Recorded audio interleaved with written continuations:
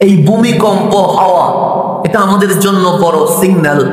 এরকম বিভিন্ন বার্তা আল্লাহ বারবার দিচ্ছে, বান্দা তোমার কিসের ক্ষমতা, কিসের ক্ষেপণাস্ত্র, কিসের এমপি, কিসের মন্ত্রী, আমার তার ঝাঁকুনির সামনে রাষ্ট্রপতি থেকে রিক্সাওয়ালা পর্যন্ত সেকেন্ডের ভেতরে অসহায় হইতে দেরি হবে না, এরপরেও কি তুমি ফিরে আসবে না?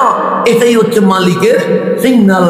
আমি 11টায় ভাবছিলাম আমার মালিক তো এরকম অসংখ্য সিগন্যাল আমাদেরকে দিচ্ছে, এরপরেও আমারও হেদায়ত হয় না, আমাদেরও হেদায়ত হয় না। দিন শেষে আমরা আল্লাহর অবাধ্য হয়ে যাচ্ছি। তো মালিকও কোরআনে এই বিষয়ে বিস্তারিত আলোচনা করেছেন।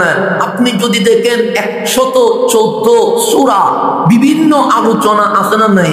আছে। এরকম 500 আয়াত আছে যেটার উপর ইসলাম দাঁড়িয়ে গেছে। এরপর হেকায়া অনেক ঘটনা আছে যেখান থেকে মালিক শিক্ষা নেওয়ার আমাদেরকে আদেশ করেছে। এরপর আরো অনেক আদেশ নিষেধ আছে। এরপর জান্নাত জাহান্নামের কথা আছে। প্রত্যেক সূরায় কিছু মূল জিনিস আছে। যদি ফাতিহা উল্টান 7টা আয়াত আছে, কিন্তু মূল আলোচনা হচ্ছে ইয়াকা না'বুদু ওয়া ইয়াকা নাস্তাঈন। এটাই সূরা ফাতিহার মূল কথা। সূরা ইখলাস যদি উল্টান, সেখানে কুল হুয়াল্লাহু আহাদ, মূল কথা হচ্ছে লা ইলাহা ইল্লাল্লাহ। এরকম প্রত্যেকটা সূরায় আসল কথা আছে। আপনি যদি কোরআন বলেন, সর্ববৃহৎ সূরার নাম সূরাতুল বাকারা, এর চেয়ে বড় কোন সূরা নাই। নামটাও গাবি, গাবি নাম দিয়ে আল্লাহ একটা সূরা নাযিল করেছে। এই সূরায়ও আল্লাহ অনেক কথা বলে ফেলেছে। তা দুইটা কথা না, অসংখ্য কথা মালিক বলেছে। শব্দের ভেতরে 50টা কথাও বলেছে, শব্দের ভেতরে 6টা কথাও বলেছে। একটা আয়াতের ভেতরে আমার মালিক এমন করেছে, পুরা ইসলামী হুকুমত এক আয়াতের ভেতরে বলে ফেলেছে। আয়াত একটা, কিন্তু ব্যাখ্যা করতে গেলে জীবন চলে যাবে, ব্যাখ্যা হবে না। যেমন গতকাল আমার বিষয় ছিল সূরা হজের 41 নম্বর আয়াত।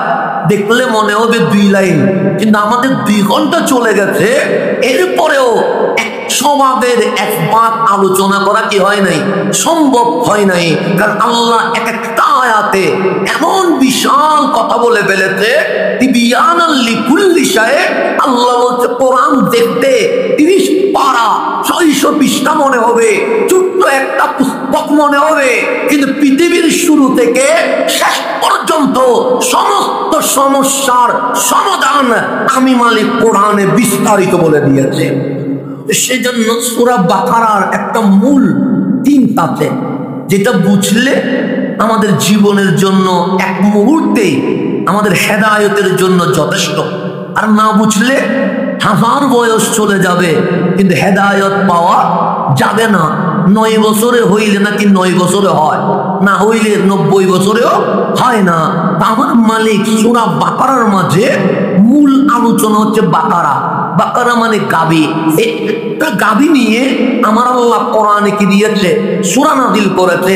গাবি বলতে আমাদের গোয়ালঘরের গাবি নয়, আপনার ঘরের গাবি নয়। আমার মালিক এমন একটা গাবির কথা বলছে, এই গাবির ভেতরে আল্লাহ এমন নিদর্শন রেখেছে, যেই নিদর্শনের মাধ্যমে হেদায়েত পায় নাই এমন ব্যক্তি মুহূর্তে হেদায়েত পেয়ে যাবে। এখানে আল্লাহ কিছু আদবও শিখাইছে, কিছু শিষ্টাচার শিখাইছে, কিছু নিদর্শন শিখাইছে, কিছু এমন আয়াত বর্ণনা করেছে যার মাধ্যমে মানুষের শক্ত অন্তর মুহূর্তের ভিতরে কি হয়ে যাবে, নরম হয়ে যাবে।